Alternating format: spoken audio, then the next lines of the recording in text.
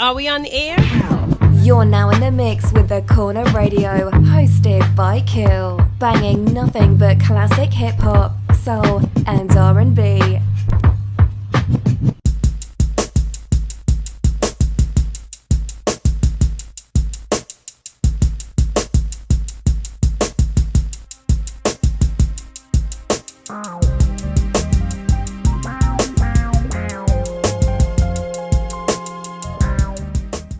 What's good, what's good, what's good? Y'all tune into The Corner Radio, hosted by your man, Kill. I got my squad up in here with me today. I got my man, DJ Rec. What's good, Rec? What's good, what's good, what's good? Salutations. Everything is good, B. I got my brother, Nick, out in the ATL. What's good, fam? Let's go, let's go, let's go. And I got my brother, Yaw, the NYC. What's good, fam? What's going on? How y'all doing, man? What's going on? Everything good. Everything. What's up? So, a couple of weeks ago, we were doing a show where we had the best verses and stuff like that. Basically, from that, what we gonna do? We was talking about 3000 and all his verses and everything like that. So, I was like, you know what? Let's a lot of cats have 3000 as a top 10 MC. I've met cats who have them as a top 5. I'm not mad at either. Some cats have them higher. I'm not mad at that either. So what we're going to do today, we're going to dive into our favorite 3000 verses. Because, I had to do homework. I think we all had to do homework for this show. So this was one of the points where it was like, I'm seeing other cats that done it. So then I kind of hit cats up like, you know what? Let's also do some slept on verses too. So some of us are going to have some of the favorite ones because Andre just blacks out. For me in this assignment, what I noticed about 3000 is this dude don't have a lot of whack verses.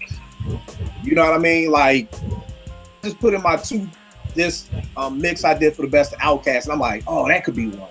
Like, that could be one. Like, every song I was like, yo, that could be one of the joints, but I'm like, these are my personal favorites.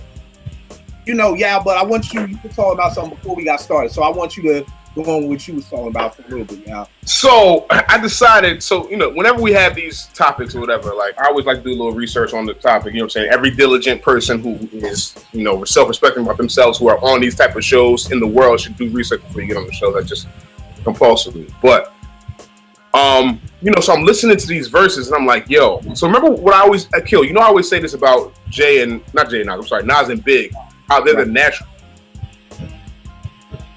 Stax is in that same class, man. He's in that same class as far as not knowing when, random, no format to his verses, but there's just everything just sounds so perfect when he puts it on wax.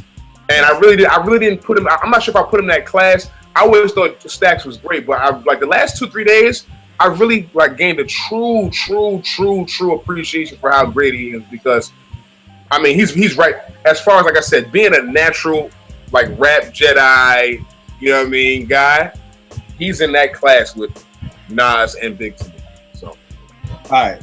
So this is what we're gonna do, y'all, because I figured we may all have some of the same verses. So instead of going back and forth with all that, I'm gonna just put a verse out there that's one of my top 5, and then if it's one of y'all, we all could just chime in on it instead of us having to go through them over and over and over.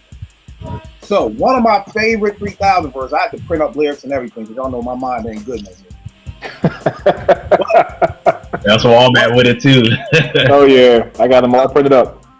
42, man, I can't remember much. So my favorite joint is actually a joint that's not it's not an Outkast song. You know what I'm saying? So that's the bug thing about this joint. Hold on for a second. Yeah, I'm here. All right. Another joint just opened up with you.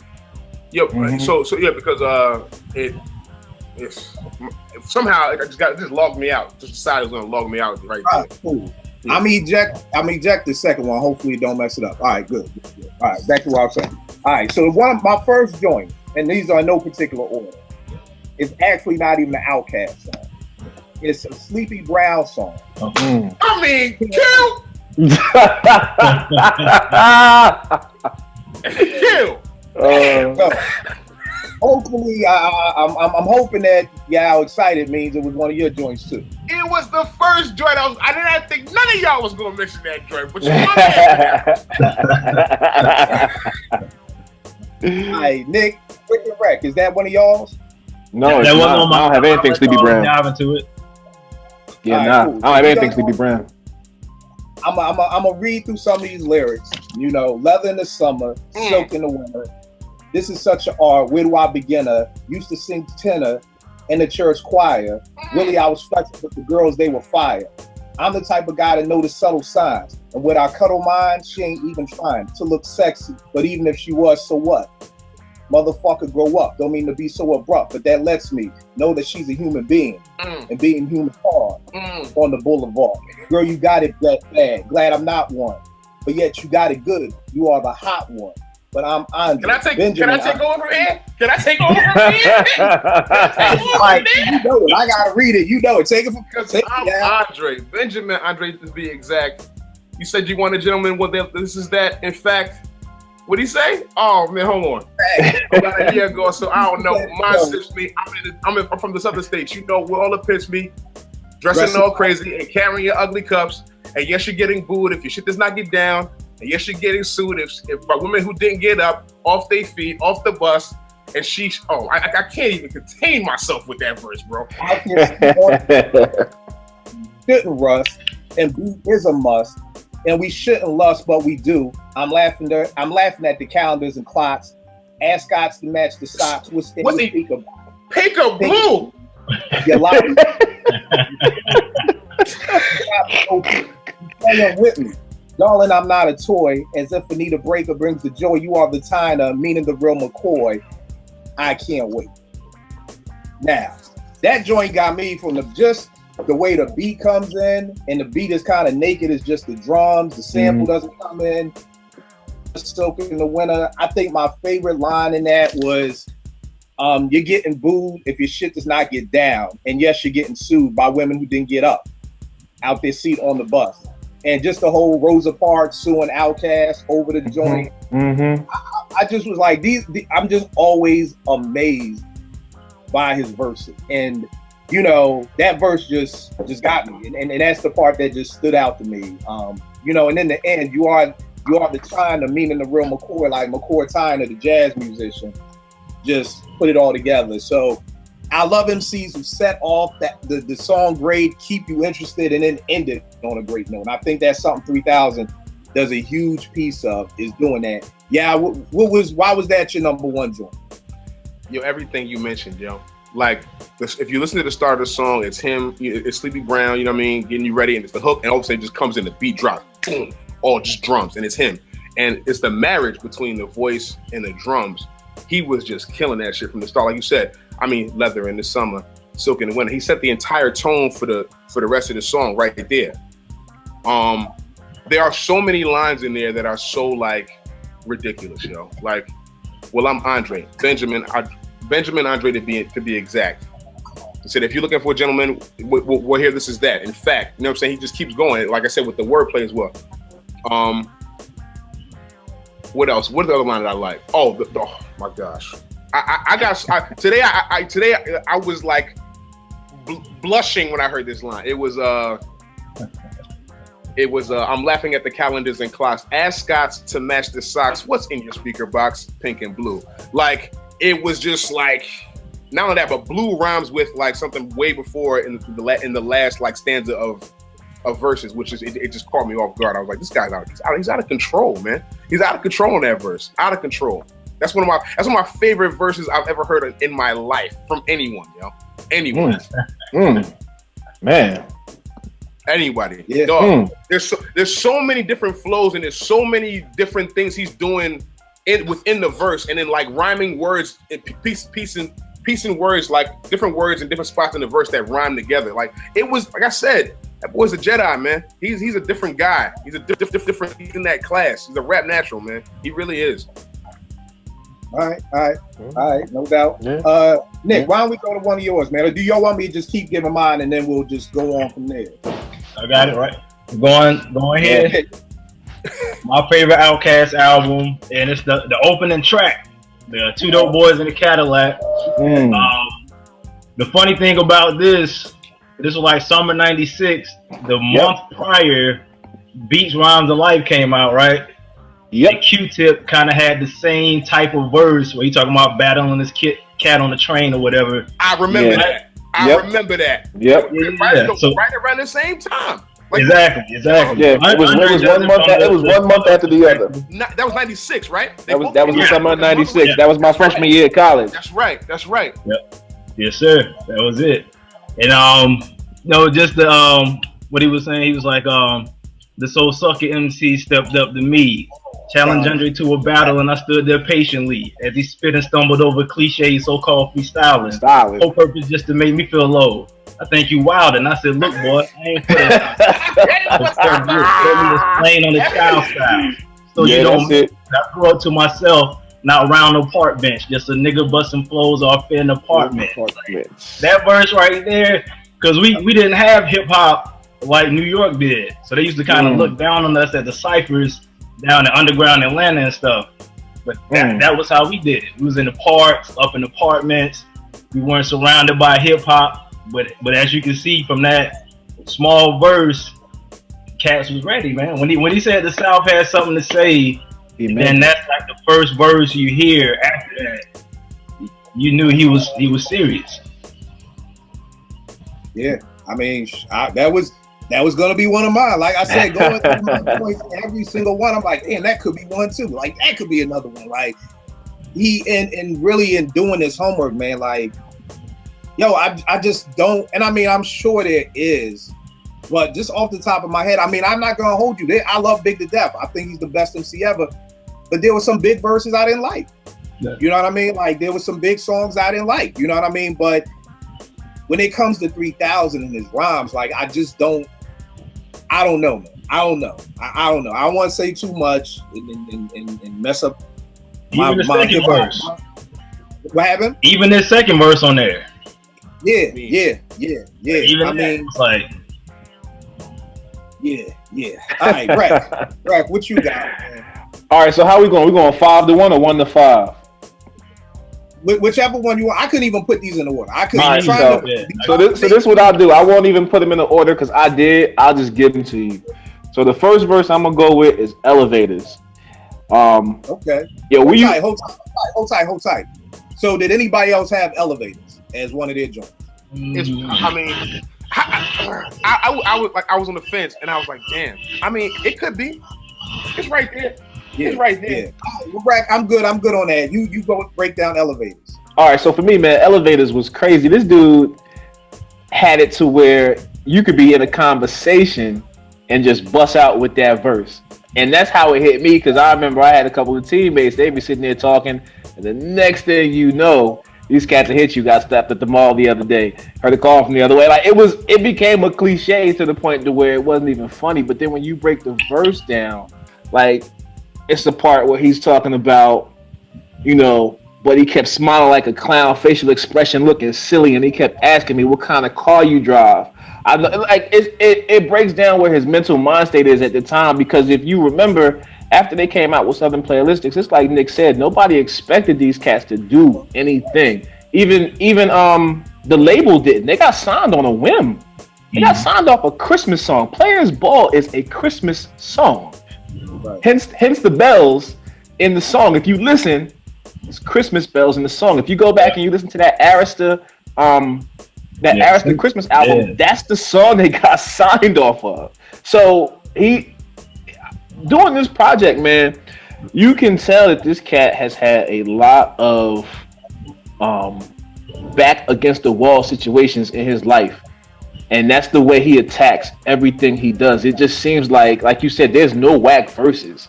This verse for me started it off. Like when I heard this verse, I said, okay, got it. Because Players Ball, that was my joint. But when I heard Elevators, I said, all right, I'm good now. I'm gonna start listening to everything these cats came out with. And ever since then, it didn't matter what they came out with, I've bought it. So my first one I'm gonna go with is Elevators. I think, and that's one of mine too. The funny thing about Elevators, I remember, and this is how I know music is dope, because I can remember exactly where I was. Oh yeah, no doubt. I was on Lincoln Drive in Philly. I was with my man Jace. We're driving out here, and I'm like, yeah, this joint, all right. The little, it's kind of, it's not a lot to it. Yeah. Big Boy first went in, and then when Dre's verse came in, and I heard it, like, And this was on the radio, so we couldn't rewind it back. But it was just like, and for cats out there, because you know we're schooling cats. Here's the verse. Got stopped at the mall the other day. Heard a call from the other way where I just came from. Some nigga was saying something, talking about smoke something, man. I'm not really, but he kept smiling like a clown face, so pressy, looking silly. He kept asking me, "What kind of car you drive? I know you paid. I know you got clothes from one of them songs that you done made." And I replied, "I've been going through the same thing that he had. Sure, I've got more fans than the average man, but not enough to last week. The end of the week, I live by the beat like you live check to check. You don't move your feet, then I don't eat. So we like neck to neck." Yes, we done come a long way from them slim ass cigarettes from Virginia. This ain't gonna stop, so we just gonna continue. Yeah. So we was talking about, I've got more loot than last week. To the end of the week, I live by the beat like you live check to check. If you don't move your feet, then I. So we like neck to neck. And it was just like, God damn, like I've never heard anybody break something so complex down to such a simplistic way that anybody could understand it. Because you, like you said, just some random dude, you know, all high or whatever. So let me break down the record industry to a level. It's almost like when Lauren said, "And I'll throw a motherfucker so you ignorant niggas can hear." It's like, I'm gonna dumb this down so much for you that this high nut dude here to the side will be able to understand it. And like you said, it was just a conversation. And to be honest, this is when I started to think, wow, 3,000 is better than Big. Really? You know, that was the moment though. For me, the first album, I kind of was like, yo, I like these dudes because like they're the same. Like, I thought Eric or Parrish were better than the other one during their group. I mean, I liked Eric because he had the lisp and he would do those. But like Parrish setting off on Mad, like he wasn't no slouch. No, not at all. But this was the time when I was like, this dude 3,000 steps ahead of this. And what's so crazy about that is Big Boy's second verse was so fucking dope. From the first listen, I was like, yo, that's crazy. But then, like you said, that was the moment when I was like, yo, I think Stax is better than Big Boy, and I think I don't think it's a question at this point. Who's better? Yeah, no, I think this album set that tone. This album let you know. Yeah, definitely. Yeah. What's one of yours, B? Oh man, so why'd you say one of mine? Look, man, people laugh at me when I told them, but the first song on Idlewild. Yep. Okay. The first song on Idlewild called Radio. Yeah. Okay. All right. Let me get. I know where you're going. You ain't a hater, can't tell. Either wish me well, go to hell, or go to Yale. Study human behavior so that you know who the hell you dealing with ain't nutty, but the study gonna unveil. My relative in jail. Stay engaged. To whatever make money now, he married to that cage. Divorce is not an option and prenuptial is void. Eat up whatever rapper, but I'm tangled in my cord.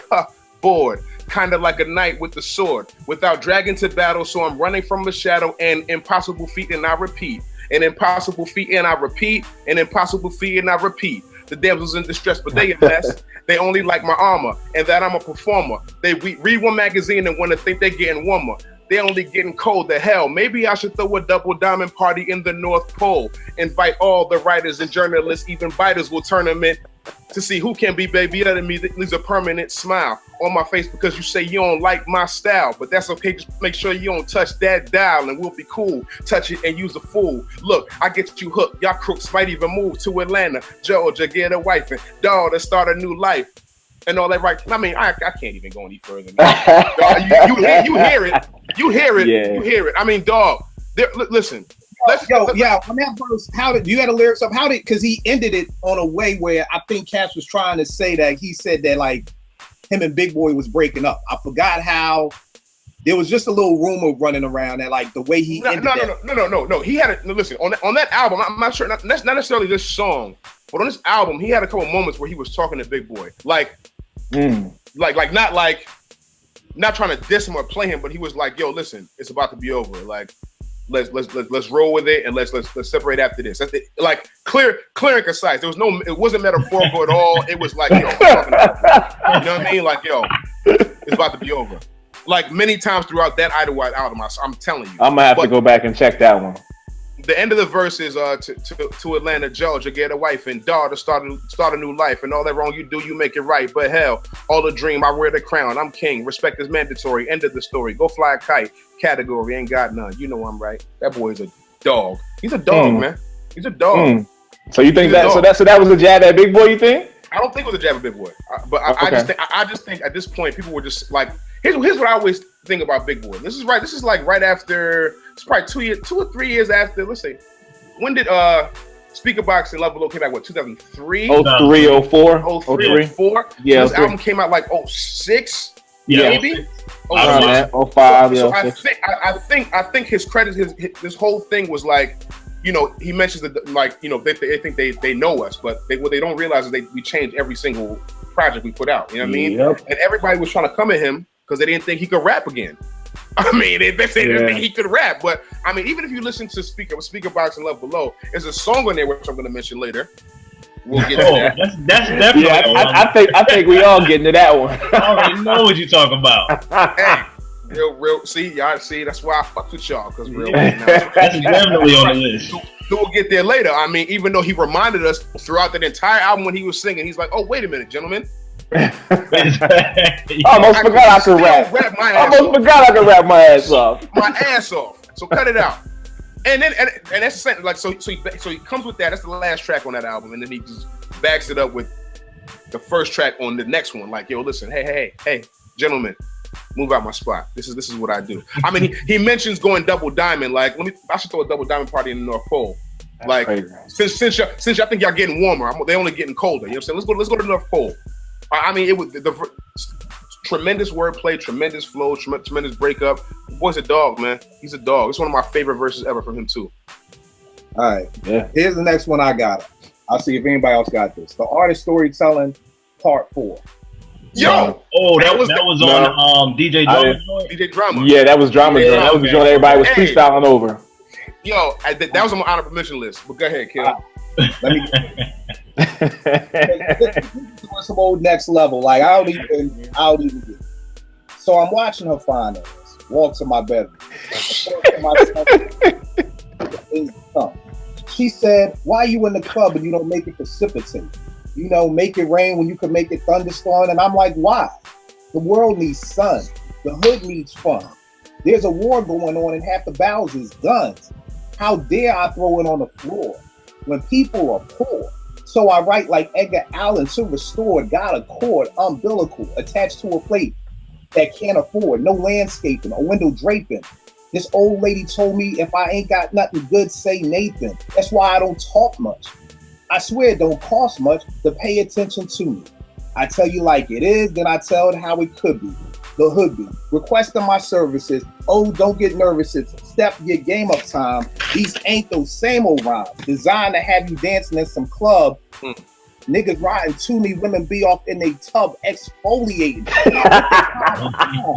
Yeah, like go 3,000. Go, oh man. Bumping NWA 100 miles and running. Summon woman, come and sit down. Heard you need some plumbing. Done it. I'm in a swell mood, a rather swollen mood. Until she told me that she told dude. I didn't know she had a boyfriend, so to the door I pointed her to. I said, call me when y'all break up. I don't fuck nobody, bitch. And never owned a Jacob, know what time it is. Niggas just trying to live like a nigga supposed to live. If I drink that malt liquor, I poured a beer. On the ground for niggas not around, I started starving. Now they got me out here, Brett Favre. Got it. I guess it's just the whites think about. Yo, this nigga said, they got me out here, Brett Favre. Yes, sir. Got it. Yo, man. Favorite part of that verse, man. How dare I throw it on the floor? Yeah. When people pour. So I write like Edgar Allan. That's true. That dog, that is, I mean. Dog, just the pole, like not like the poor, but nigga, you know, niggas in Atlanta say poor as pole. You know what I'm saying? So then to connect it to Edgar Allan, it was like, yo, bro, you are doing too much. Yeah. Too much. Yeah. It's just too much, man. You know what I mean? I have to call this show the Doing Too Much Countdown. Like on his. He's doing too much. Too much. He's doing too much all the time. Yo, when I heard bitch be in their tub exfoliating with they pom yelling go 3,000. Yelling go 3,000. Are you kidding me? I mean, and again, the way he says it, I'm watching a fine ass walk to the bedroom and thought to myself, that's the shape of things to come. Yeah. Clever. Yeah. Oh yeah, the wordplay is sick. I can't call it. Nick, what's another joint you got, man? Another joint. Mine's this is a verse where he said everything he needed to say in the smallest amount of time. It was the Cool Breeze, Watch for the Hook. It's like never before has every member of the crew been so diverse. Trying to outdo the last verse that I wrote, that is my curse. Trying to outdo the last verse that I wrote, that is my curse. That's, yo, if you're an artist, you are an artist of any kind, yo, you have to have the utmost appreciation for that line, yo. Oh yeah. Because that's like, the struggle right there. That's the struggle. Your knight in rhyming armor, sentimentally slaying all grand dragons. Grab the sharpest number 2 pencil and I'm stabbing. Then he ends the verse, somebody let me hold a number 2 pencil because they testing. He said it twice too. Twice. Somebody let me hold a number 2 pencil. Said it twice. 3 stats, man.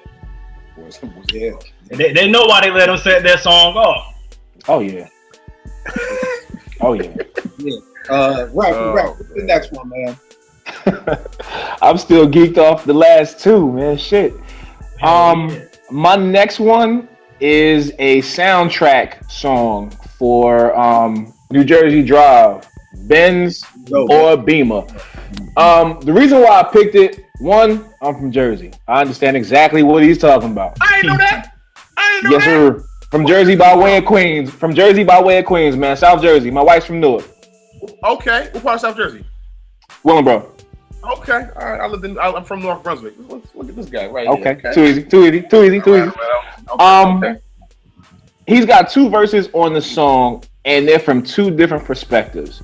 One is from the cat getting his car jacked, and the other one is from the cat jacking the car. And in both perspectives, he hits you with the infinite. Like, if okay, so case in point, right? So the last bar, he says, "Ask me if that material shit is worth your life.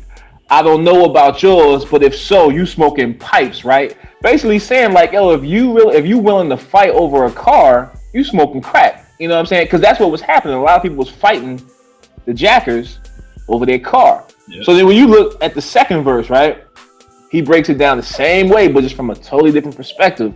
He goes, hold on. Where is it at? I got to pull it up.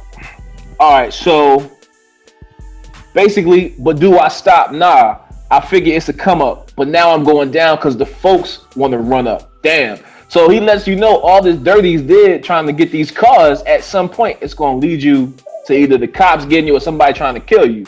You know, the video was the same way. I mean, they had a video out. I don't know if Cat's seen it, but a lot of people are not up on that particular song. So for me, I've never heard the song. I'm gonna do some research on that. New Jersey Drive soundtrack, and it was a banger.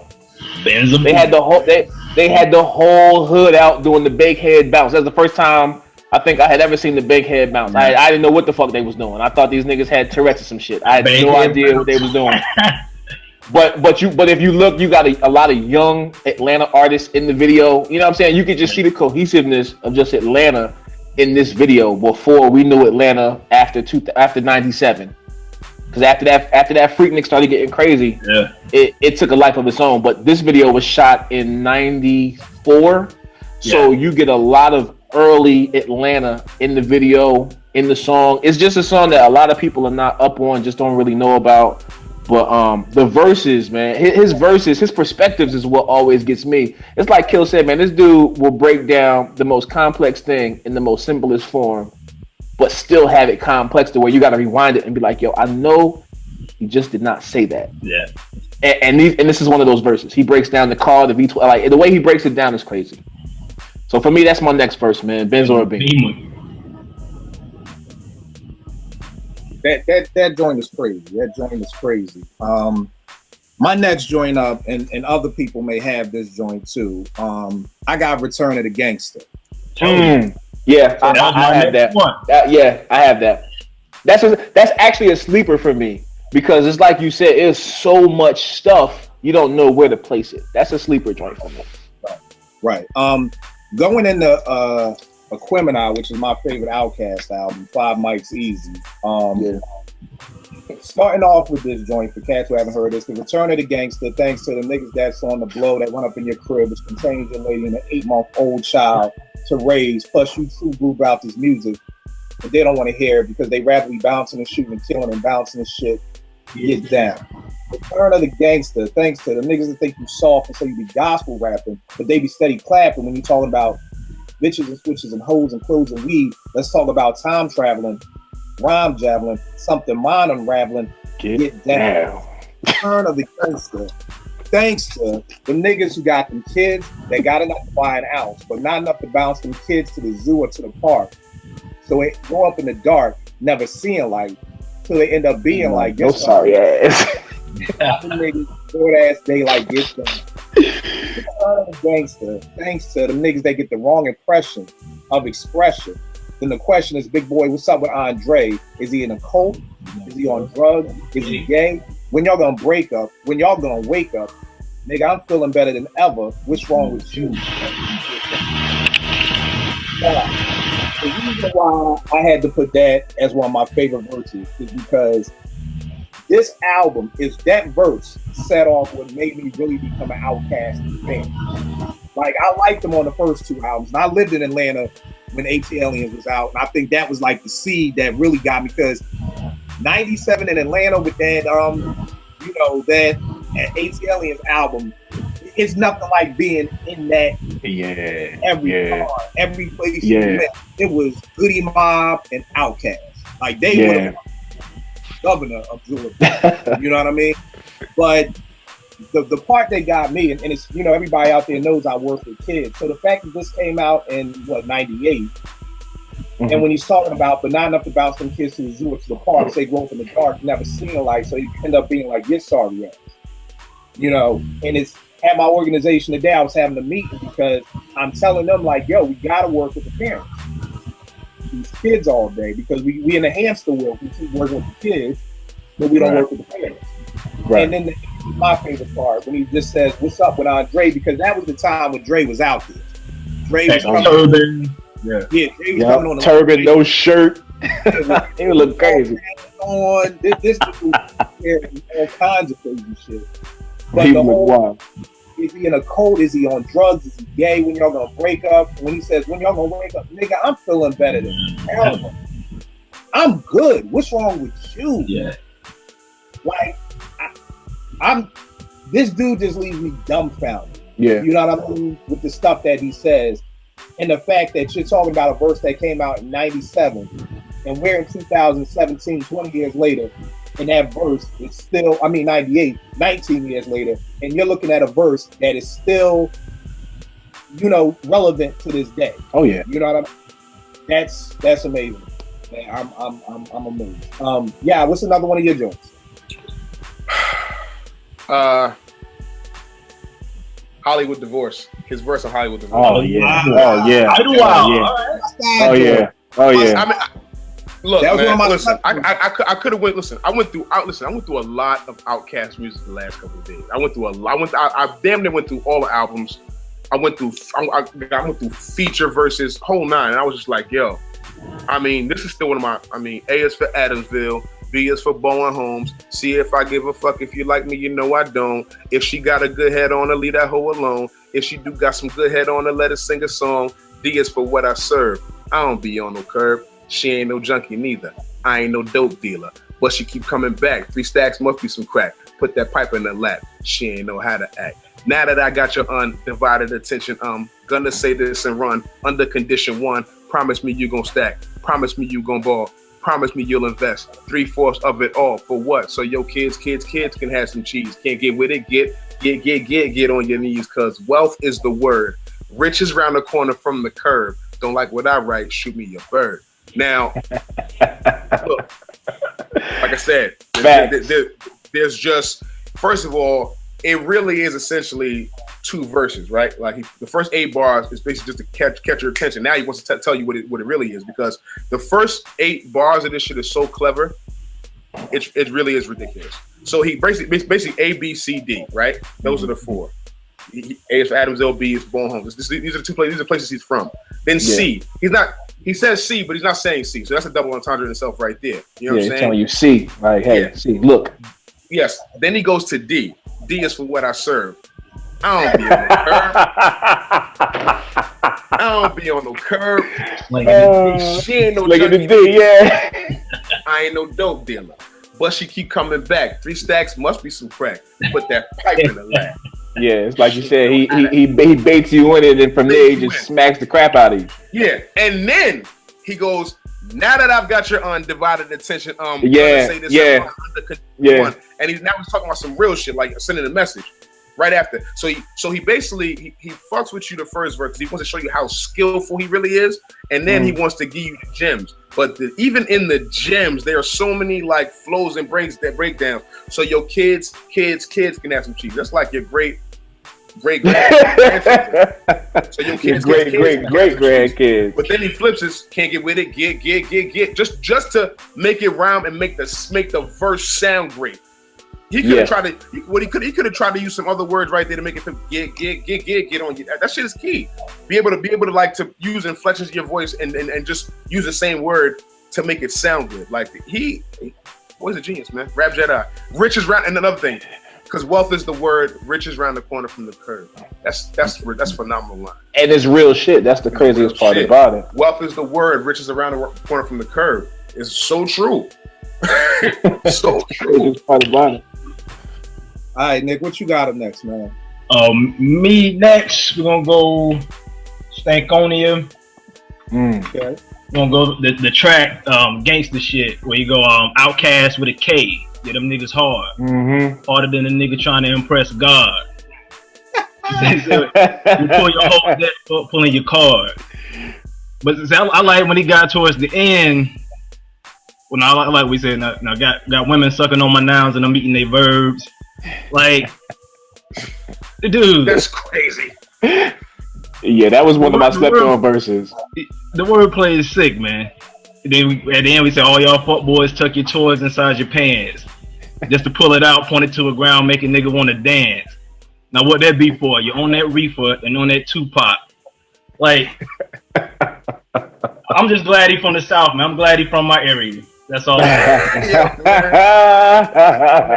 can diss the South all they want. Look, I got a trump card. I got Nick. Let me tell you something, Nick. I've always there's a couple of things I take pride in as far as my knowledge of hip hop. Being young in the '90s and living up here and like being able, like knowing Outkast was great, but nobody else up here knew that they were great. I mean, I felt like I had some hidden information that niggas just couldn't get. I used to have like so many arguments in college about. So after Criminal drops, Stankonia drops, and I'm thinking to myself, yo, real rap, Outkast the greatest group of all time. If you just want to keep it all the way funky, I said it right there, and niggas was bringing all type of duos to me. I'm assuming you got in a couple fights. No, I listen at that point. But some verbal spats. Let's call it that. I mean, there was some arguments, some heated arguments. Like people giving me shit like Mobb Deep better than him. I said Mobb Deep better than who? Then who? Then who? I mean, people were bringing all types of duos, and I was like, yo, y'all don't understand. Like I said, I've always taken pride about growing up in the East Coast, and I attribute that to Philadelphia too. Philadelphia's a very eclectic city, and they have like a good range of. It's a good melting pot. You can get a little bit of everything.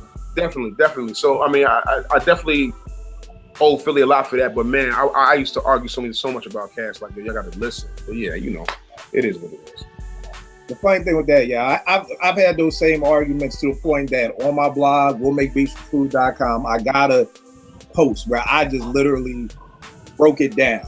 Like, here are the facts. These aren't opinions. We can argue opinions. We can't argue facts. Nah, can't argue facts, bro. Yeah, you can't argue facts. Facts is facts. You know, at the end of the day, they do it their way. And I had to break this down to do it. I don't want to get too off topic, but I was like, look, Jay said it once, yeah, and if I'm messing up the verse, I'm sure you'll get me right. When Jay said, I want to say it was on Excuse Me Miss, he said something like, only niggas moving units is M Pimp Juice and us. Yep. Talking about Eminem, Nelly, and Jay and The Rock. The thing I loved about Outkast is that they never had to go to the hot producer to keep them going. It was in house. Yeah. They went from the Primos who were hot. He went to the Swisses. He went to the, the Timbaland, Pharrell. He brought the Justin the Kanye's in. I'm not saying that, but those big hits were the Pharrell hits. He had to go outside. Cass has always done it their way. Yeah. Again, these are just the facts. They went, they go? Diamond? Oh, well, that was because it's okay. Well, then let's just say they sold 5 million. Exactly.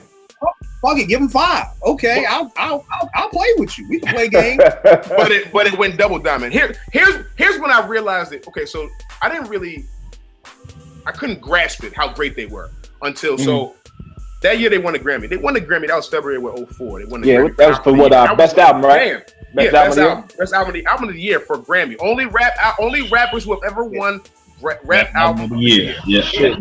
May only shit. So that following that they didn't win rap out. They won album of the year. Best album period. Best album period. Best album period. So that summer I was interning at Regis and Kelly, right? And my second day in there, Michael Gelman is like, whoa, you can't stop. Hey, Regis and Kelly, man. I interned in. Wow. That ain't not. Listen, man. Listen. I've done some good things. I've done some pretty. He said that's nothing. That's nothing. Listen, man. That's some change. It's minor. It is minor compared to. Listen, I know people that are doing a lot of like grand stage shit. I've done some things, but I'm still trying to get to another one. So that's honestly, seriously, that's not a big deal. But I interned there, and the second day I was there, Michael Gelman was like, "Yeah, we got Outkast on the show, Still haven't gotten them on, And it's like on the big board, like 4 dates they have to be here, and I'm like, white people really love Outkast. I really had no idea. I had no clue at all. So it was like, hey y'all, and I like the way you move. I didn't realize I like the way you move was played in so many like aerobic classes. You know what I'm saying? Like they were loving that song around there. So I really didn't get it. And I'm sure it helped the album point. I mean, Double Diamond. You could say all that. Oh, it went down. Crazy. Double Diamond is diamond. So they went diamond. So say what you want. That's 20 mil. 20 mil. But just all that to say, if y'all need a verbal breakdown, because some folk I'm a visual. So it's a visual tool that people can use. Yeah. Just think you want to see why Outkast is the dopest hip hop group ever. Like to me, it ain't even close. But next one I got up, I'm sure somebody will have this. International Players Anthem, the UGK. You know, I actually don't have it. Okay. Nick, that's on mine. Listen. All right. There's like 10 of them I was teetering with. I had no idea where to put them, and that was one of them. So I mean, listen, if it's on your top 5, I'm not saying you're wrong. I just didn't put it for that reason, because it's one of those verses you just put in the corner. You know what it is. You don't have to speak on it. Right now, this is even doper because I was like, damn, what if we all got the same? So diverse, but this joint. So I typed the text to a girl I used to see, saying that I choose this cutie pie with whom I want to be. And I apologize if this message gets you down. And I CC'd every girl that I'd CC around town. And hate to see y'all frown, but I'd rather see her smiling. Wetness all around me, true, but I'm no island. Peninsula, maybe. It makes no sense, I know crazy. Give up all this pussy catness in my lap, no looking back. Spaceships don't come equipped with rear view mirrors, they dip as quickly as they can. The atmosphere is now ripped. I'm so like a pimp, I'm glad it's nice. So knock the light from the sun, that will burn me on my bun. When I shoot the moon, high jump the broom, like a preemie out the womb. My partner yelling, too soon, don't do it. Reconsider, read some litter. Sure. You sure, nigga? Fuck it. You know we got your back like chiropract. Tick, if that bitch do you dirty, we'll wipe her ass out in some detergent. Now hurry. Go on to the altar. I know you're not a pimp, but pimp, remember what I taught you. Keep your heart 3 stacks, keep your heart. Your heart 3 stacks, keep your heart. Man, these girls are smart. 3 stacks, these girls are smart. Play your part. Play your part. Yo. And I think the part that got me, I mean, again, the way he sets it off, but when that nigga said peninsula maybe, I know that's not a lot, but I'm just like, this motherfucker said peninsula. He's playing with you with the words. He knows what he's saying. He knows what he's playing with you with. No, I'm like, I've never heard a rapper say peninsula. No lie, kill. No lie, kill. I go through every rap that's ever been said, and I'm sure Big and Jay and Nas have said words we've heard other rappers say. I've never heard a rapper say peninsula. Kill. I swear on everything I love. Yesterday, I listened to the song and I was going to bring up that same point, but then I was like, nah. I'm sure Kill's going to say somebody else has said peninsula before because Kill's an OG. He know this shit. I was like, man, I ain't going to bring that up. I was saying peninsula. Yo, I was saying it yesterday in the car. I was like, yo, I don't think I've ever heard anybody before or after that say peninsula in a rhyme. And I was like, nah. I was like, nah. I was like, you know what? Kill probably knows somebody that said it. It's probably on some KRS-One album somewhere back in the day, or nope. Apparently not. Nope. So yeah. Nope. Oh. I do not think so, man. And I mean, just the way that I love that song, but I mean, I honestly think if you take 3000's part off of that, I don't love it as much. You know what I mean? Yeah, it doesn't fit the same. Because again, Big Boy has a crazy part. Big Boy's part is crazy. Mm-hmm. You know what I'm saying? UGK kills it. You know, Bun B kills it. Pimp C kills it. It's a dope song, but it's something just about the way 3000 set that thing off. And then when the video came, the video just took it to a whole nother level. Yeah. When that nigga said, "Is he dressed like Rowdy Piper?" I mean, again, before the song even started, it's like, this motherfucker get married dressed like Rowdy Piper? Like, yep. I mean, and I always say, I'll save this point till later. I'll say, well, no. Can I? Oh, no, go ahead. No, go ahead, yeah. All right, so two quick points. First of all, if you notice, a lot of like Dre verses that are great, like even, so we mentioned this verse, we mentioned the Sleepy Brown verse, like a lot of times the tone of the music is like either there's drums or there's no drums. Sometimes they take a lot of the music out from his verses because of his voice, and it's so like it's a great marriage. It's melodic, and it's a great marriage between him and it's a lot of beats. Like that verse, there were no drums. It was just a sample, right? Yeah. The other verse, they took the sample out and it was just the drums. You know what I'm saying? Correct. He knows how to. His voice just knows how to live in those certain areas. And another thing I want to say about Stacks, another thing he doesn't get credit for is that the way he breaks words and puts them in other bars. Like when you said chiropract, tick, you know what I'm saying? Like, read some literature. Read some literature on the subject. You sure? Yeah. Like he does that. He's been doing his whole career. And like I said, in the last couple of days, I've really been studying it. I'm like, yo, he does that a lot, and he does it perfectly. He executes it flawlessly every time. Yeah.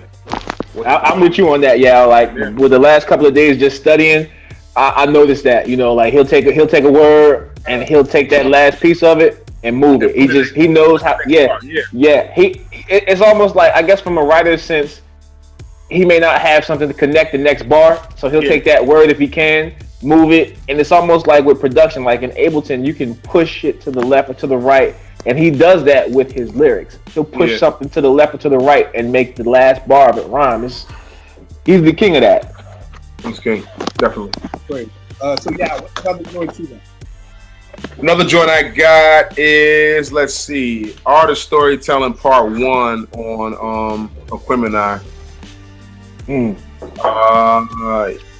So Susie Screw had a partner named Sasha Thump. I remember her number like the summer. When her and Susie through a slumber party, you cannot call it that because it was slumber. Well, it was more like spending nights. 3 in the morning, you want to dancing under the street lights. We chilling like a villain, like a feeling right. I mean, y'all man. killing that shit. I mean, I don't have to go through this whole verse really. Y'all know. I mean, he goes into the verse. It's a storytelling verse. He goes into the verse about him meeting this chick. They lose touch. He was hoping one day he'd see her at our show, but then he found out that she had killed herself, pregnant. With a heroin needle. You know what I'm saying? So like that's another thing about Stax, storytelling ability, and that's why I was saying today, seriously, because he really has to be considered one of the greatest like technical, versatile rappers ever seen. He's really good at everything. He's really good at storytelling. He's really good at flow. He's really good at cadence. He's really good at figuring out like wordplay. He's really, really, really good at all that. He's not like, I'm okay at this. He's like exceptional at all of this. Like he's up there, man. He really. I mean, if somebody told me that Stax was the greatest rapper of all time, like technically, I wouldn't argue it. Right. Honestly, after the last 3 days of just doing research and listening to Stax like closely, he's an amazing rapper, yo. The other thing too that I loved about this verse, this was one of my, not slept on, but one of my side joints was. Talking about what we're gonna be when we grow up. Yeah. I said, "What you want to be?" She said, "Alive." The first time I heard that, I stopped. Here's the crazy part: the first time I heard it, we were playing it on the radio. I used to be on the radio in Baltimore, on Morgan State Station, doing a hip hop show. Yo, I literally hit pause on a CD, like live in. You hit dead air on the station live? Oh shit! Dog, that's how much that got me, because it's like, again, and this is way before I was working with kids, but again, same album, 19 years later, I got girls telling me like on their bucket, like they want to be strippers. Like that's one of their goals in life, is to be a stripper. So for him to be able to say, yo, what you want to be, she said a lot. That's how a lot of my kids are. I tell my people all the time, my kids are making out bucket lists at 15.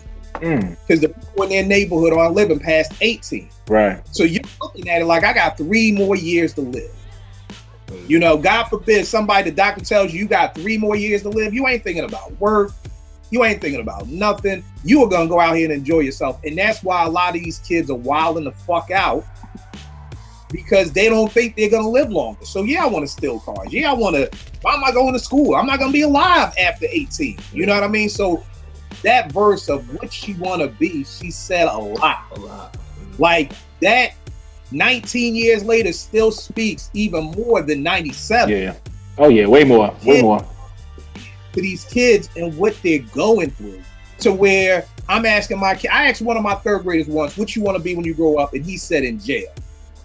I'm like, my dude, in jail is not an occupation, but his mom was in jail. His uncle was in jail. His dad was in jail. That's what he wanted to be, in jail, so he could be with his family. So that verse to me has just always been one of those lines that just is already a slick line, but it's a difference between a slick line, but a slick line that is so relevant to what is going on right now. And I always said about Chuck D and PE, like they were like the CNN for what's going on in the hood. 3000 is the same way. 3000 is telling y'all what's going on in the hood, and it's going over the average listener's head and don't even get it. That's why I'm saying these lyrics for people. Not for y'all, of course, but for the people that are watching, who maybe the lyrics just went right over their head. They never even realized that's what he did, because that's what this dude does. So art of storytelling. And you got to remember, he only 23 at that point. Yeah, he's young as hell. Now, Beanie Siegel, not to bring up age, I'm glad you brought that up, but Beanie Siegel had an interview the other day and was like, yo, you just said Stax made these albums at age 23, these songs at age 23. Look at the 23-year-olds out now and what kind of music they're making. Look at the look at the 30-year-olds. Look at 2 Chainz is 40 years old. Yeah. And I like 2 Chainz. I like, but look at the music he's making. You know what I'm saying? Like, it's crazy how it's changed. You know what I mean? It's crazy. Yeah. All right, Nick, what's one of your next joints, man? Going back, ATLiens, Babylon, verse 2. Oh yeah. I'm fascinated by the way your nipples peek at me through your blouse. Freaky me, freaky you, can't help but be aroused. Excuse me, Lord, for lustful thinking. That was the way we was brought up. Sneaking to watch Playboy at night, we almost be caught up in worldly ways. The chemistry between boys and girls is a lot like when we went to the woods and laid with the squirrels. Doing PE, we be exploring each other's privates, hunting with all our clothes on. This is like my childhood. I'm like, yo, this did I write this shit? Yeah. You know what I mean? Like, yeah. Hunting with all our clothes on until we felt excited. And he's like, oh, now it's on from here on out. Put your hands in the atmosphere. If you know what I'm talking about. Now, if too harsh, then walk out. I'll catch you on the next song. They call it horny because it's devilish. Now, see, we dead wrong. Like, these stats, man. Like, come on, man, give it to him. Give it to him. That dude is, like I said, you could, if you told me he is the greatest, I'm not arguing with you. Yeah, I don't have no problems with that. I think he was 20 when he wrote that. Yeah. Come on now. That's from a 20-year-old. 20-year-old. Yo, Rat, what's another one of your joints, Rat? I went with a left field joint, man. You know me, I'm the left field dude. I went with a joint off of Big Boy's Sir Lucius Left Foot album, man. That album was slept on. I found the first one, you know, that joint is it is, but yo, it would be certain nights I would play certain joints off of that joint in the club or just on certain mixtapes I did in the past, and cats be like, yo, this joint whack, or why you pick this one? And I'm like, y'all gotta listen, man. You do a bad job of listening. Nobody listens. You talking about this joint, right? Yes, sir. That album's a tough album. That's a tough album. He told me, and I know nobody will agree with me, I'll get his 5 months. Yo, hey! Yeah, it's a banger. It's a banger, but I think no one messed with it because people were not cool with the fact that Outkast was breaking up, and that was the first release after Outkast came out and said, "Hey, we're not breaking up, but don't expect no Outkast from us for a while." Exactly. Yeah, it's funny you say that. I always say whoever was in charge of the marketing strategy for Speaker Box and Love Below, because that doesn't go double diamond if they release it separately. Exactly. Same music. Exactly. I tell people marketing is so important because you could have put genius. You could have put out Big Boy's album at the first January, whatever, and then came back with 3000s in September.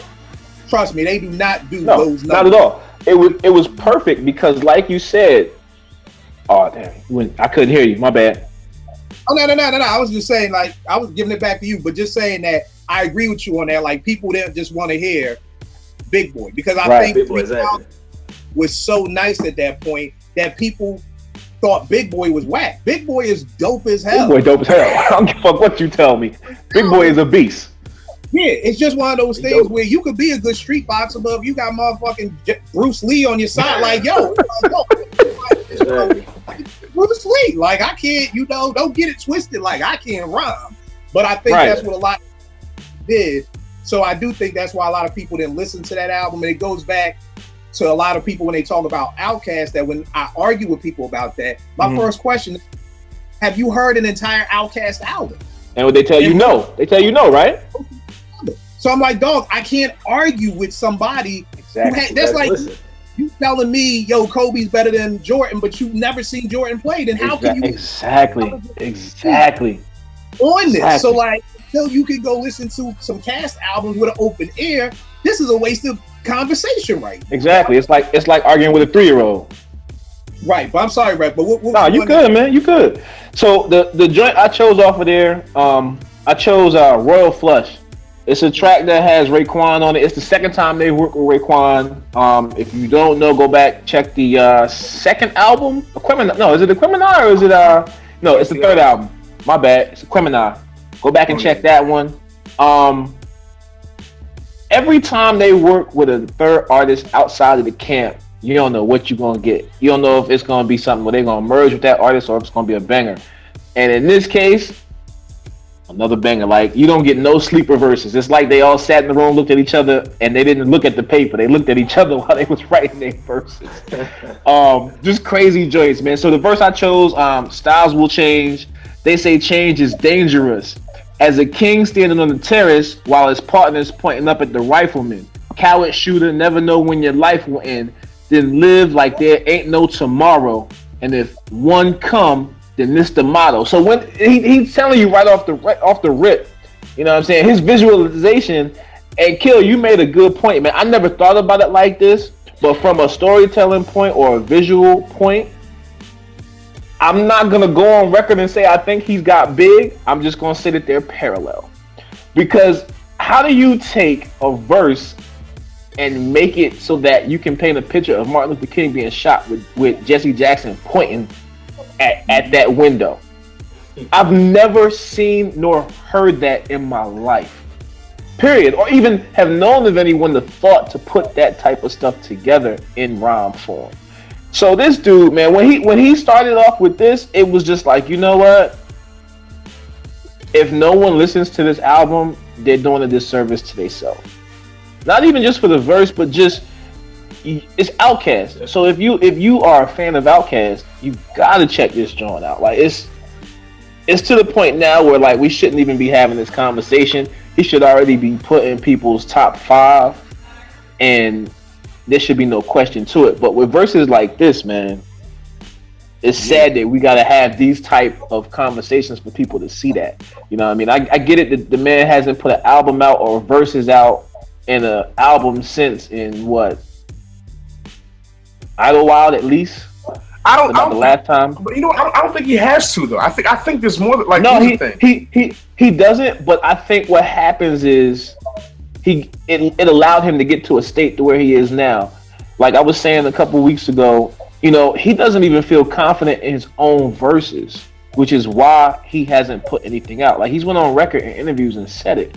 And I'm sitting there reading this interview and I'm like, all right, I get what he's saying, but he's crazy. It's the artist struggle, bro. Here's the crazy part, because I love that joint. That was one of my sleeper joints. Yeah, it was crazy. But my favorite part in that joint, let me find it. It's cool when the kids call me Sonny. Yep. The hood calls me Fags. The bees call me Honey. Hollywood calls me Back. Crack and I have a lot in common. We both came up in the 80s and we keep that bass pumping. Yep. You know what I mean? Again, I'm just like, you're killing me, bro. You're killing me. And the funny thing is, when you listen to this song, I think Big and Ray have only 8-bar verses. Yeah, he's got the song. I mean, the song's only about 3 minutes. Yeah, the song's only about 3:30, 3:40. Dre has got the song. Yeah, it was like, Dre, just go. We just gonna fall back and catch this body. Do what you do, and call it a day. But 3,000. The last joint I got for me, and it was hard. I didn't know I got 2, but I'm gonna have to go with. Let me go with this, man. I'll go with, and again, these are some of my favorites. So this is the one that introduced me to Outkast, which is Players Ball. I'm gonna go with his verse on Players Ball. To get them to look at my blood, follow my every step, take notes on how I crept. I was about to go in depth. This is the way I creep my season. Here's my ghetto rep. I kept, to say the least, no, it ain't cease. So I begin to piece my 2 and 2 together. Got no snowy weather. Have to find something to do better. I subtract some stuff that up. No nonsense about no silent night. If it ain't trucking, if it ain't real, ain't right. I'm like no matter with the season. Forever chill with Smith. I sip my 5th. I chill with West and got my reasons. So tell me, what did you expect? You thought I'd break my neck to help y'all deck the halls? Oh nah, I got other means of celebrating. I'm getting blizzard at Hojo. I got the hoochies waiting. I made it through another year. Can't ask for nothing else though. It's Outkast for the boots. I thought you know, so now you know. Let's go. And I know that's not the most craziest 3,000 verse, but again, favorites, because from the door when I heard Players Ball, I was just like, yo, who is that? Yes. And that's why Gangsta ass Christmas song. It's at that time when that came out, Nick, what is that, 93? Yes, it was the end of 93 going into the winter of 94. It was 93, I want to say October, November time frame. So we're talking about 93, 94. I'm working at Strictly Hip Hop. We're getting everything. We're getting Black Moon. We got the boot camp. We got Woo. Everybody. So when I saw that video and I just heard that, it just pulled me in. And it was like, yo, who's that? And to be honest with you, it was very hard to get somebody's attention. I'm 42. It's very hard to get somebody my age's attention in 93, 94 when there's no affiliation with anybody. You know, we paid attention. They was down with Boot Camp Click. We paid attention to such and such because they was down with this person. So to get somebody's attention in 1993, 94 was incredible. You're talking about some of the greatest hip hop albums, Midnight Marauders, Into the 36. You're talking about some of the greatest hip hop artists ever coming out. Niggas was still high off the Chronic. So that's why I had to throw that one in as one of my favorite verses. I know it's not the illest, but it was definitely the one that made me pay that tone to some niggas from the South who wasn't nobody paying no attention to niggas from the South. So yeah, what you got for your last joint? Yeah, Mamacita. Mamacita. Yeah, my banana. Really? Yo, bro. Okay, all right. Yo, bro. Listen, you gotta understand. Like Kill said, this is the album that made me love them. So I'm very partial to this album. Like I'm very partial to this album. But honestly speaking, I mean, this is the first line that I was blown away. And I mentioned this last week, but the line when he's talking about the chick, she nigga back, she said, saying you don't need them in your world. Niggas all dogs. If niggas all dogs, then what you call broads, felines in heat me young with for some young balls. And now you and her that got the drinking, and that was really because y'all silly drunk, and your girl got to thinking. She's talking about, girl, you look so beautiful. Dog. He's talking about, you know, a chick in the club trying to holler at, all of a sudden just trying to like bring her to her side. And it's like, and that's the thing about Dre. He's so versatile with this. Another just a random story he's telling in rap form every single time, yo. Every single time. So that but in that verse, those lines were the ones that were like, maybe I kept bringing the verse back after that. Like I was addicted to that song in high school, like you wouldn't believe, yo. Walking around just like Mamacita, and they looking at you crazy. I know Brunswick. They looking at you crazy. I wasn't even in Brunswick. I was going to high school outside of Philly. I remember we went to me and my mans went to a party at some high school party in like don't say Pennsbury. No, like North Philly. It was like near the South, but it was where all the Spanish chicks was, and it was like, yo, yeah, that's North. My man Adam was always playing the Mamacita, so that was like our soundtrack for the night going into the Spanish party. You know what I'm saying? Yeah. So it's crazy. But yeah, that's my joint. Nick, what's your last joint, man?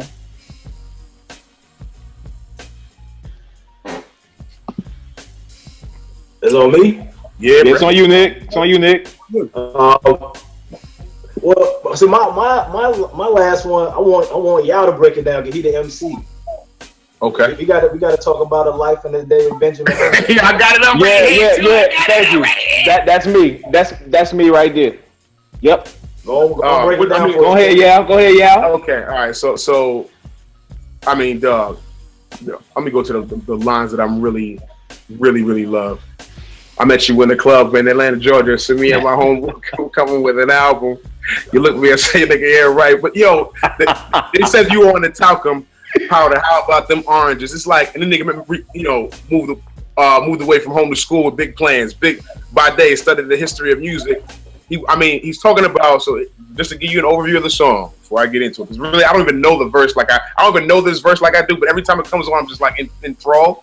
So, but basically he's talking about, he links up with a chick and he sees her later on down the line, they talking, and he just telling the story about how this chick he's fucking with from way back in the day, from like right before their first album, then he tells a story about him and his chick through that album, they lose touch, they link back up, and then he's telling her about him meeting Erykah Badu. Like he mentions the name of this shit. That was the funniest shit in the world to me. I fell out. He's like, I forgot what the line is, but he's like, basically said he saw her on stage with a turban. He was like, now you know it as Erykah owned Badu. I was like, this nigga. Yeah, I was like, this nigga. Yeah, that's exactly the line. I got it right here. He's a nasty dude. Oh, I can't even find a line. And not only that, but this is a 5-minute song, and the verse is like, it's just bar, but there's no hook in it. Exactly. Yeah. Yo, does anyone know if he's freestyling that, or did he write it? No. He had to write this. This is the thing. Yeah. See, if you listen to the first 2 songs of ATLians, right? It's 2 Dope Boys in the Cadillac. And what's the next one? Cadillac. Shit, I don't. Wheels are still. I think it is Wheels still. I think it is Wheels still. I always felt like those 4 verses was all freestyle. Like I'm going ahead. I'm not right, but this is too intricate. It's just too. He might have written it is, but it's too much though. Like though, I listened to this so many times and I still don't know the verse because it's like, yo, this is It's so 5 much. minutes. If you know this, then there's nothing that you cannot learn. Period. Point blank. Dog. It's a 5-minute verse of the most intricate shit. It's his whole career. His whole career. And think about it. He broke his whole career down to that point, and he was like, that he did not complete. Yeah, he's like, and that's all I got. And I'm like, really, nigga? Exactly. I'm sitting there like, you gotta be kidding me. You done broke down, you figure at that point, let's say 8 to 10 years of your life. Yeah. And then you didn't even finish it? Yeah. And it was that hot? And that's as far as I got. I'm like, my nigga. That's how like you were saying, the song of Love Below, and he was letting cats know, I still got it. Don't think I ain't got it. And that's the thing. That's the thing. That came, like I said, it was the last song on Love Below. That was Kill said it earlier. Whoever was their marketing director for that album is a damn genius. That song is the last song from an Outkast song that left you hanging. You sitting there like, yo, this is the last thing you're gonna leave me with as an Outkast track? Really? Because listen, you're gonna leave me with this banger? The crazy thing was the placement of it at the end. I knew yes. Never heard it because they never bothered to continue. They heard Hey Ya and said screw the album. Right, never listened to it. That was me. That was me when it first came out. I can't front. That was me too. I thought Hey Ya was a joke. I was like, yo. I thought Hey Ya was a joke. I watched. I'm like, where's the rapping? Where's the rapping? Right. I was watching 106 in Park. Like, okay, is he gonna come back out with them and rap? I sat there for about 5 minutes, like waiting, and he didn't. But you know, and that's when I realized that's what it was. But you know, the crazy thing about Dre to me, and I was gonna say this earlier, he's the type of dude who's so dope. Like, I love Below. You know what I'm saying? Like, I was that dude who was not mad at it. You know what I mean? I'm one of those dudes who, if you make dope music, I'm open. You know what I'm saying? Whereas a lot of MCs, a lot of rappers, I feel like they try to do the banana in the tailpipe. They do some old next shit. And then they like, oh, you just want to keep me in a box. And I'm like, nah, that shit was whack. Nobody in the box. He will come over here. I'll play y'all some beats. I got house music beats over here. You know what I mean? Like, I don't want to keep nobody in the box. But if you come out the box and that shit is whack, then that's what it is. They always want to do the Jedi mind trick. Oh, y'all just want to keep me a boom bap. No, we just want you to make dope shit.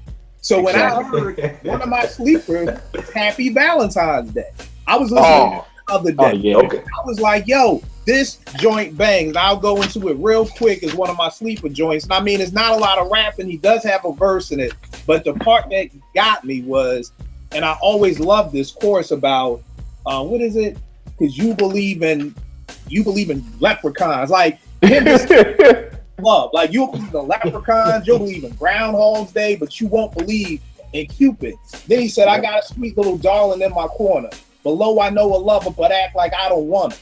Surrounded by the lonely, but feeling a little loner. Could be an organ donor the way I give up my heart, but never knew that shit. I never tell her. Ask me how I'm feeling, I holler, it's a rella. I don't get caught up in the jello or putting pops and others opt to falling in love. But for the record, have you ever rode a horse? Like, for you to send me to Pluto? And I said, of course. But if you ain't a sweetie and Didi, I won't endorse. Han Solo, so I'm hit by the bullet, so may the force be with you and I'll hit you with better when time permits. For now, just show me samples, examples of why you're the shit. But how am I to know that the profession that I'm in? And if you do not know me, then how could you be my friend? Now, when that dude says, I got a sweet little darling in my corner, below I know I love her, but I act like I don't want her. What dude can't relate to that? I got this in my corner, got my back, but I act like I don't care. You know what I mean? Like, come on, bruh. Yo, and this is a verse he's kicking off the album that people don't like. Like, yo, that's the craziest shit too, Kill. Like you said, people don't like that album. Spread. She lives in my lap. Prototype. Prototype. Prototype's fucking crazy. I did Prototype over. Yo, I remember being at my man Jay's crib when this first came out. I walked in his crib, he playing Prototype. That nigga like, yo, this motherfucking song make a nigga want to fall in love. Like, he was like, yo, this shit make a nigga want to fall in love. So again, you know, I the most of my dudes, like my niggas from around the way, they gave up on Outkast probably after ATL. Maybe they heard a little things here and there with a Aquemini, but once they started seeing Dre bugging out, it was like, nah. And I'm like, look, I don't care how crazy Dre is. Let me explain something. Yeah. As long as the bars are crazy, it's crazy. You know what I mean? I'm about to, which one of you? I'm gonna show y'all something real quick. This is how much. I know cats can't see it, but up here, I don't know if y'all ever seen these joints. You got the big boy. Yeah, that's tight. Aquemini Astros jersey though. That's tight. Outkast, first cast to bring jerseys to the game for like that too. For yeah. The clothing and shit. Who's that? That's Dre. That Gift? 3,000. That's Dre right there. Yeah. That's a bad 3,000, but the fact that it's done is ill. Yeah, that's why he was rocking that platinum wig. Yeah. You already see what it is. You see who I got up there. I got MC album. Who's that? That's big, bro. That's big, bro. That's big, bro. Okay. That's big. The best MC album. Little C's messed his leg up. Right there. Right behind I'm making my music. You know what I mean? I see you. Some of the other slept on joints I got. Let me scroll through this. So many. I got Get Up and Get Out.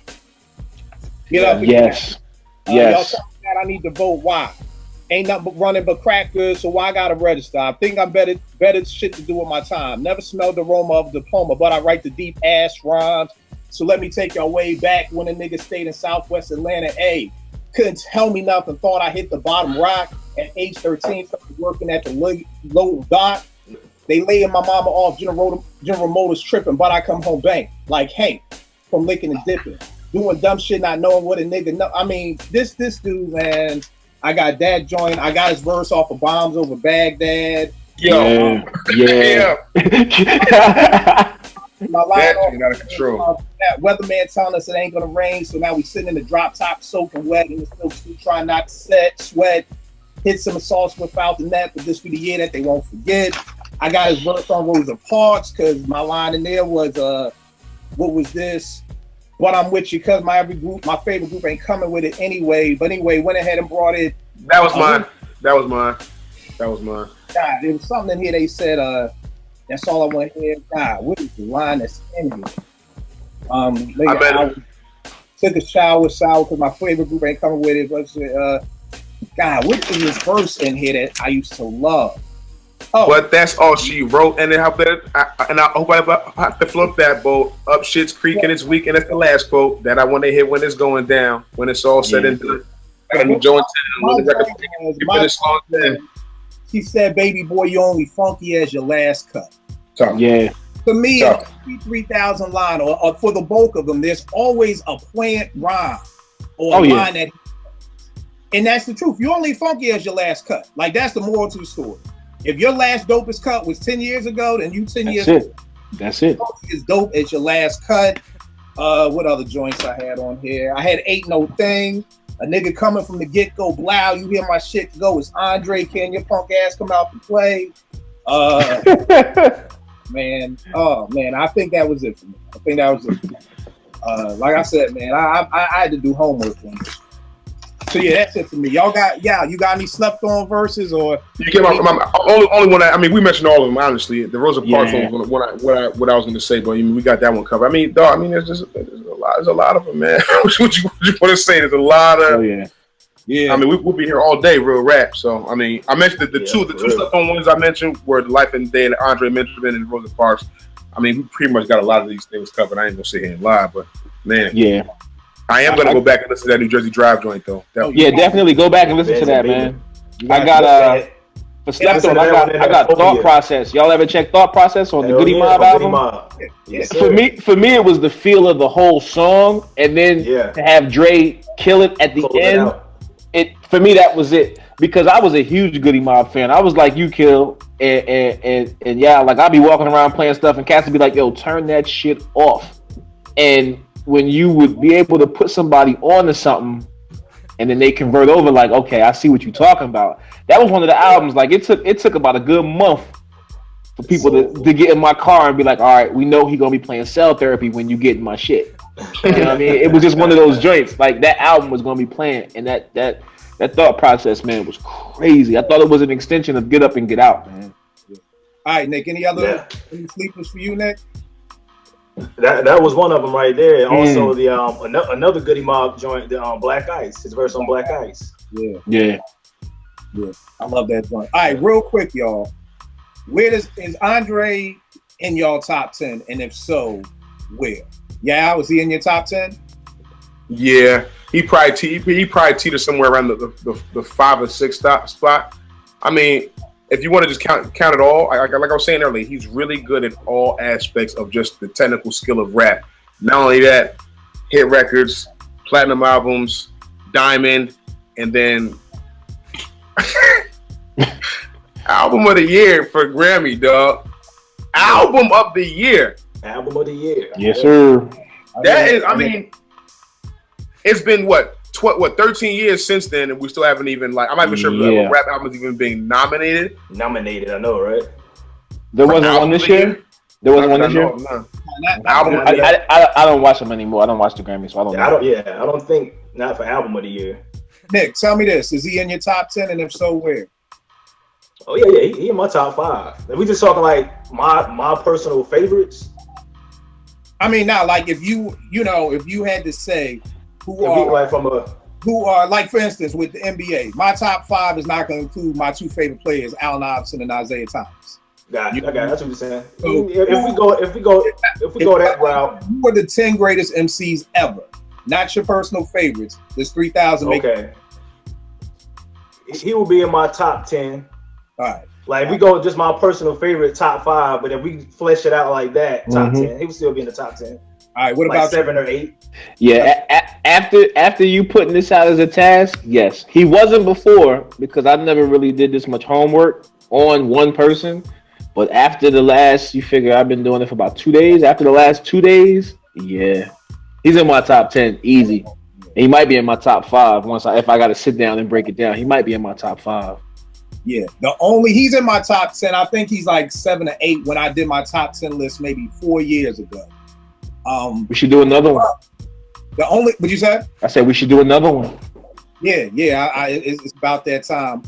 The only thing that keeps Dre from creeping into my top 5, and it goes back to our show about the attributes of a dope MC. Yeah, I remember. He's in a group. You know what I mean? So that's the one knock against him too. Yeah, to me, that's the only knock that I have on Dre for me personally. Because right. 3,000 is the only one. Like I said, 4 years ago, was still at like 7, 8. He's the only MC in my top 10 who isn't a solo artist. Yeah, you know what I'm saying? Got it. So Got it. I mean, he already brodied his way through a brick wall of me being like, you know, hard just because cats like Nas, Biggie, J, Rakim, KRS, they made solo albums. You know, they were holding down, especially the older cats. But 3,000 is right there. If we go into what Yaw was talking about, technical. Then yeah, he's definitely up in there. He definitely cracked some walls down. What's up, Brad? So if he makes a solo album, and it is, I don't want to say the equivalent because we all know when you make music, it's the equivalent of that time. But if he makes a solo album, and it is as good as what us being who we are expected to be, will that place change for you? Yeah. You know, it's one of those things. Off of one album, though, it will change. I'm only asking because I'm truly curious. I'm truly curious. No, it would, because he's put in enough work, but he hasn't done that one task. Now that's just for me. Got it. Said, you know what? I don't care. Like, I know people who say Possum Daylight. Yeah. Same here. You know, I got a homeboy that's like that. This dude got the Daylight dunks. He paid like $5 for him just based off the fact that they Daylight kicks. Yeah, he's that nutty. It's the same thing with my producers. You can't crack. Just Blaze will never crack my top 10 because he's never produced an entire album. You know what I mean? Not that he's not dope. That's one of my criteria. That you have to produce an entire album. What happened? Yeah, 80%. 85% of that freeway. I mean, that's enough. Nick said it's close enough. Because he came in the 2000s. Ain't too many cats doing whole albums. But the hard part, well, here you go. You got I guess you're right. I mean, he's right. He's right because the time changed at the turn of that century with that, and they ushered it in like that. Here's the thing, and I always tell cats this, and this is actually how we get into our next show. Yeah. You know, Alchemist is the dopest producer post 2000. I know about Kanye, I know about Just, but to me, as a producer, you can do a solo album if you want. You know what I mean? Alchemist albums he's done with Boldy James. Like 20. Like 20 albums. With the white dude, Gangrene, Action Bronson. He just wanted to do. You know what her album? He could. So I don't know why. With the finished product of Saigon, it's like 19 cuts. He may have did 8, and the 8 he did was banging. And if he would have just done 2 more and called it a day, just may crack my top 10. But y'all gotta understand, I'm 42. So them Bomb Squad dudes are hard to move. Marley's hard to move. Large Pro is hard to move. You know, so it's hard to crack my understand. Of producers because of my age. You only got me about 4 years, so I understand.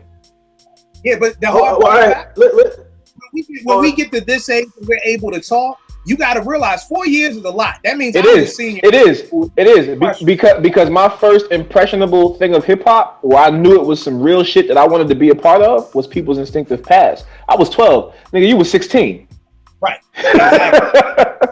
So yes, I understand. 4 years is a long time. Rock box. So I got a lot of love for Larry Smith and Rick Rubin. You know what I'm saying? Yes. So that's why I said it'd be hard to crack it. But that is a dope next show. Rack, give them all your information where they can hear your podcast, your mixes, and everything. Same as always, man. My Twitter is @DJRec1. SoundCloud is where you can hear all my mixes. It's SoundCloud /JRec1. Volume 3 of the Foundation, which is my podcast, is coming up this weekend. I have it probably uploaded probably by Monday in remembrance of Martin Luther King. Why not, right? No doubt. Now, give them all your stuff, big. Yo, Yaw Music, YAW Music on Twitter, on IG. I'm working on some things. Shoot me out. You know where I'm at. All right. Tell me to get that Hump Day, man. Oh, go get that Hump Day album. Dude, just do yourself a favor. I mean, listen, it's winter out. If you got a lady you want to cuddle up with or take a little trip with, you know what I mean? Take a little 30 Here y'all go with the bunning and whatnot. Y'all bunning over there. Hey, look, man, I just got engaged. I ain't afraid to say it, you know what I mean? Hey, congratulations, man. Congratulations. That's what's up. Congrats. Welcome to the team, baby. Hey, man, you know I'm here. The shackles ain't all the way on yet, but we getting there. Shackles on my feet. So, yeah, go get the Hump Day album. It's an album about relationships and just the overall dynamic of man and female, and it's a good dialogue piece. You can definitely discuss it with your lady. The music is banging. It's all like, it's a lot of boom bap on there, but there's some different things in there that you can go listen to, and some subject matter that I think will interest every black self-respecting adult. So yeah, you know, go check that out. Even if you white, even if you Spanish, go check that out, man. You understand? Nick, give them all your stuff too, bro. Nick, give them all your stuff, your Twitter and everything. Yeah, Twitter, only one way to win. There's only the number 1 way, number 2 last name WYNN79. And I'll just throw the Instagram in there, because I know I confuse people with the Instagram, so I'll just put that in the Twitter bio. All right. You already know what it is with me, Kill 889. We'll make beats for food. Go on there and check out that. Why Outkast is the dopest group ever. It's a breakdown. After you read that, then let's have a conversation. Prior to that, if y'all don't agree with me, read that first. Really take some time, think about it, pray about it. Bring the Lord into it. Then we can talk about the Outkast thing. But there's too many people who talk about music, and the first thing I gotta ask them is, have you ever heard? Yeah. You know, and I was guilty of that. I used to always be like, Pac better than Big, Pac better than Big. I'm like, nah, I ain't never heard of Pac whole album. So really? I had to fall back and say, nah, I've never heard of Pac whole album. I've heard singles, but I've never sat. Start with Tupacalypse, man. Really, start with Tupacalypse. I had to sit back and say, you know what? I can't have that argument anymore intelligently because I've never heard Pac. Man. So how can I sit here and tell you Big is better than an MC I've never even heard his album of? You know what I mean? So I got to fall back. And then a lot about what people don't get about music, and this is another show too, is the timing of when music drops. Like when my kids listen to Illmatic now, it's not going to have the same effect it had on us when it came out. So me listening to that the joint with Pac with, you know, Nailed Up Like Christ, if I listen to it now and I dig it, it's still not gonna have the same effect that it had on y'all when y'all heard it when it dropped. Yeah. You know what I mean? So much of music is about time. And I tell people, you can read every Marvin Gaye bibliography, biography, listen to every album 100 times. Right. It's still not going to put you in that place of our parents where they were when going out, when what's going on came out. Absolutely. Came out. You can say it's an old album, but we're never going to understand that feeling of Vietnam going on and friends and family members being over there and being able to hear Marvin sing that on the radio. No matter how many times you listen to it. Yeah, you can't recreate it like that. So that's the thing about music. Sometimes you miss it, you miss it. You know what I'm saying? I've never heard a DMX album. I'm sure if I listen to it now, it would have the same effect on me that it had on people when he came out back in the day. You know, again, I may be able to appreciate it, but it's not gonna, I'm not gonna be at the DMX concert as hype as y'all will be. Put it that way. I still cannot believe a week later you have not heard a DMX album. Bro, I mean, let me say, it's hard to crack my rotation, man. It's too late. Kill. It's too late. You don't even don't listen to it now. It's too late. Don't even waste your time. But that's what I'm saying. Don't do it. And I gotta figure out how to structure the show because I really don't know what the show is, the timing in music or something. But I'll figure it out. That'd be a good one. Yeah. As always, y'all, appreciate the hell out of you. Yaw, find D Rose, get him back. So this update. We won tonight. Apparently, we won tonight. I was not watching the game. They played the Bulls. Well, I mean, whatever. Whatever. I don't even get into it. Whatever. He's about to say something. No point.